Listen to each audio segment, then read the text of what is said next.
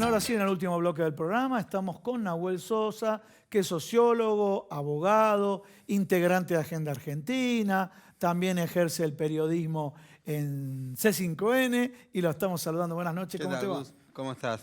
Bueno, muchos temas, los desafíos del Frente de Todos. Bueno, es así, ¿no? Frente a una derrota muy dura, me parece que hubo un gobierno que primero no se enojó con la gente, eso no es menor, porque recordemos que cuando Macri perdió en las PASO el 2019, lo primero que hizo fue echarle la culpa a la gente, ¿no? Se enojó.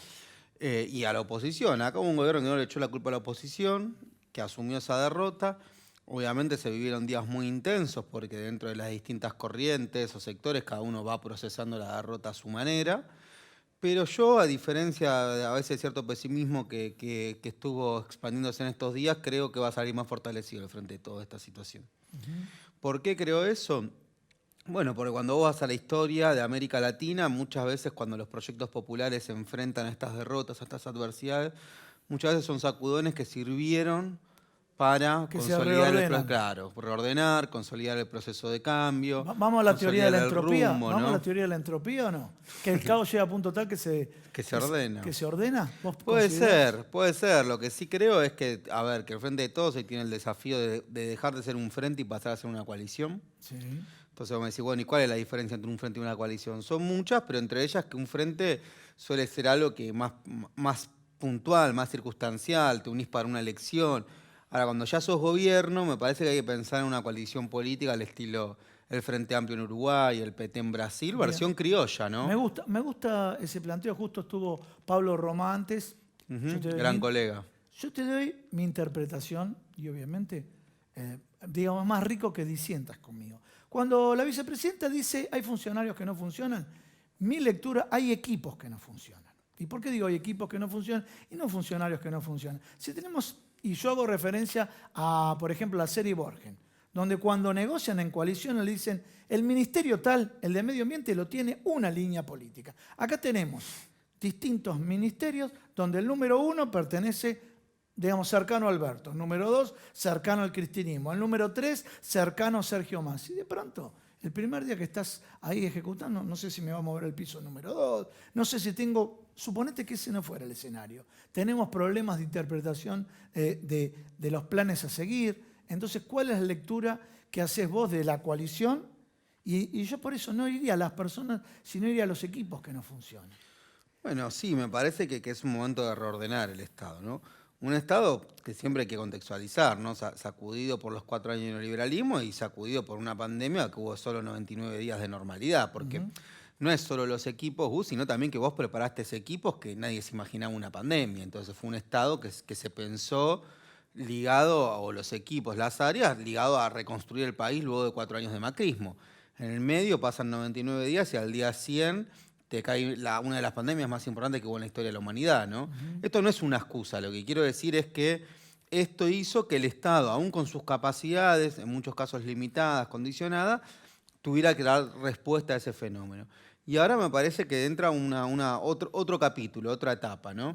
Creo que lo que estamos viendo en este día es esta otra etapa, que lo que busca es que tenga su correlato en un triunfo electoral o en revertir la elección, y si aún no se logra revertir, achicar lo máximo que se pueda, pero sí revertir el rumbo económico, ¿no? Claro. Que creo que hay un consenso en que la apuesta es a profundizar, ¿sí? O sea, después podrá haber diferencia en los tiempos, en los plazos, en las formas, en los cómo, pero yo creo que gran parte del Frente de Todos abona la idea de que es un momento de profundizar el proceso que se inauguró en el 2019. La pregunta que te hago es, ¿vos considerás que dentro de esa crisis que se dio ya se produjo el máximo y ahora se acomodan las partes para empezar a trabajar? Sí, por empezar, yo no creo que haya sido una crisis lo que pasó en estos días después de la derrota. Es decir, crisis política, institucional, me parece que eso fue algo más bien que se magnificó desde ciertos medios. Sí creo que hubo situaciones intensas, debates importantes, un sacudón, podríamos decir, en la coalición, pero creo que eso ya se fue resolviendo. Y se fue resolviendo porque, no solo porque cambiaron los nombres, sino también se fue resolviendo porque me parece bueno, que va a haber un conjunto de baterías de medidas. Hoy ya vimos las primeras, ¿no? Con respecto a la pandemia, aparece el salario mínimo, aparece el programa Te Sumo, que es un programa para que jóvenes entre 18 y 24 años puedan tener su primer laburo y el Estado financia las pymes. Bueno, Me parece que se empieza a hilar más fino respecto a las medidas que hay que hacer para revertir la situación. Bien, bien, clarísimo lo que vos me estás planteando. Entonces, por un lado dijiste, bueno, hablamos de los equipos, hablamos del proceso. No obstante, en este proceso, lo que más ruido, porque hubo diferencias. A ver, la coalición que triunfó en estas elecciones hace 60 días, cuando dispuso Horacio Rodríguez Larreta que Santilli vaya a provincia y Vidal a Ciudad Autónoma, hubo resquemores y ahora están encaminados en un rumbo. Pero para mí, más allá de la carta de Cristina Fernández y demás, lo que más ruido hizo fue lo de Fernanda Vallejos. Realmente desautorizando a la investidura presidencial y a las 2 o 3 horas surge la carta de Cristina Fernández, los medios de comunicación y los que no simpatizan con el gobierno. Bueno, esto es carne de cañón para ellos, ¿no? Sí, no obstante, a ver, yo te quiero decir dos cosas. Yo no comparto para nada, obviamente, los dichos de Fernanda Vallejo. Tampoco me gusta, como forma de hacer política, que alguien manda un audio privado y se lo viralice. Sí. Porque ella no hizo eso en una exposición pública. Fue un audio privado que se lo mandó, creo que a un compañero suyo de militancia, ¿no? Me parece que esto que a veces... Bueno, algunos dicen que, quiero interrumpir, algunos dicen que fue una operación exprofeso para que se viralice.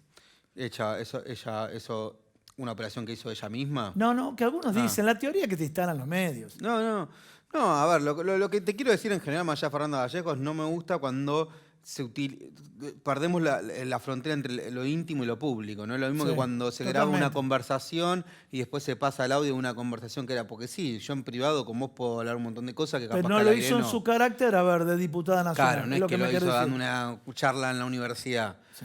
Dicho esto, obviamente que el contenido es repudiable, pero bueno, me parece que el punto es también tener cuidado que estamos en un momento donde el establishment, o ciertos sectores del establishment y de la derecha, quieren aprovechar esta situación para imponer o condicionar un esquema de ajuste. Entonces me parece que ahora al frente de todos, ¿cuáles son los desafíos? Convertirse en coalición política, profundizar las conquistas sociales y tener medidas contundentes de cara al impacto económico que ha tenido el COVID. Y agregaría un tercero, que es no subestimar el proceso de radicalización que hubo de la parte de las derechas, no solo por cuántos votos sacó Milei o cuántos votos sacó Juntos por el Cambio, sino también por cómo eso fue impactando en el sentido común, ¿no? Porque si a vos te empiezan a correr la sociedad a la derecha, si los debates, si ser negacionista pasa a ser una moda, negar la dictadura militar, por ejemplo, bueno, a mí me preocupa eso también como fenómeno sociológico, no solo cuánto voto va a sacar esa persona, me preocupa porque no quiero que haya sectores de la sociedad que tengan una mirada negacionista.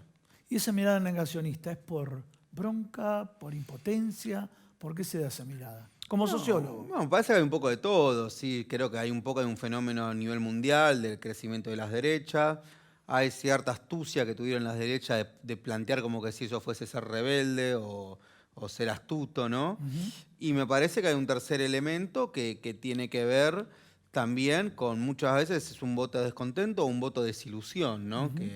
Que bueno, frente a una situación de bronca. Le tenemos que sumar el no voto, ¿eh? Y el no voto. Por eso se puede revertir, eso es importante lo que vos decís, por eso se puede revertir la elección. ¿Por qué? Bueno, porque vos decís, por ejemplo, en provincia de Buenos Aires el Frente de Todos pierde 1.700.000 votos con respecto al 2019. Es cierto, pero esos votos fueron para Juntos por el Cambio. No. ¿Por qué? Porque en el 2019 el nivel de participación fue del 66% y hoy fue del 75%. El 2019 fue del 75% y ahora fue del 66%. Esto te quiere decir que hay millones de personas que no fueron a votar, no es que estamos hablando de miles. Millones de personas que votaron en el 2019 y en esta elección no. Bien, clarísimo. Muchísimas gracias por haber venido.